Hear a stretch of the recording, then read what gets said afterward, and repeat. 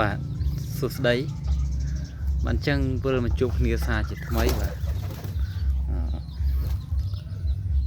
ដោយសារតែមានការខកខានធ្វើវីដេអូមួយរយៈបាទរវល់ពេកបានចឹងឥឡូវខ្ញុំបាច់លាយចំណីមាន់ចំណីកូនជ្រូកស៊ីណាបាទចំណីកូនជ្រូកដាក់ទៅស៊ីហ្មងអានេះហាក់យើងហៅចំណីទឹកដោះ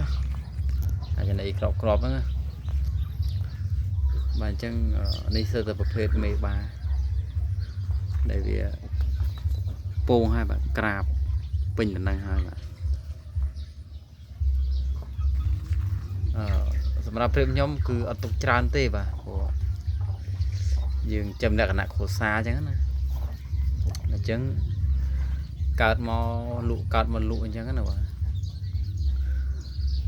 អត់តែយើងមានព្រៀបលក់បងប្អូនយើងនៅក្នុងប្រទេសយើងគាត់ឆ្លាញ់សត្វព្រៀបជាពិសេសគឺប្រភេទព្រៀបធំបាទអញ្ចឹងនេះឃីងកាត់មន់ក្រងនេះបាទទឹកប៊ិចសាក់2នេះខែនេះខែប្រាំងយើងដាក់ទឹកឲ្យវាលេងបាទគឺដាក់ជាប្រចាំបើយើងពុំដាក់ទេ